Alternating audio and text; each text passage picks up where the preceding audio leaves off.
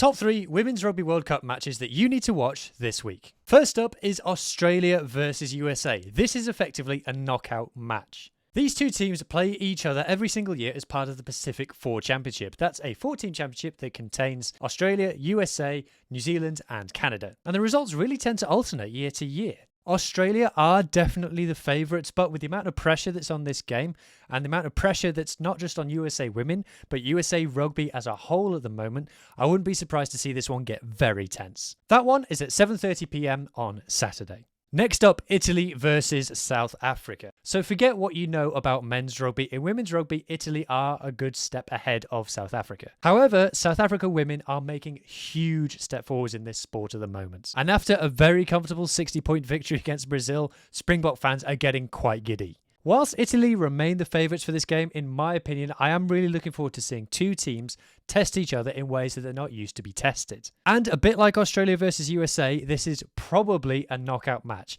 Whoever wins this game is probably going to finish second in this pool and go through along with France. You can catch it at 3:30 on Sunday. And the last game that I want to highlight is England against Samoa. Now, this is not going to be a close rugby match. In fact, you can watch rugby all of your life and perhaps not see two teams with such differing levels of resources. The Red Roses are the most well-resourced team in women's international rugby.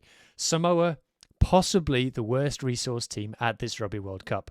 There were stories going around before the tournament of them training in a church hall. Samoa were beaten by 70 points in their first game against Australia, but in many ways, they sum up what is great about the pool rounds of Rugby World Cups. Even despite their lack of competitiveness, by the end of the 80 minutes against Australia, the crowd was chanting Samoa's name. And this was for a rugby match played in the north of England. There was probably just a handful of Samoans in the whole crowd. But the heart and spirit and endeavour they showed in that game really won over all of the neutral supporters. Imagine if they score a try against the Red Roses. I think they might cry during the game. I think I might cry during the game.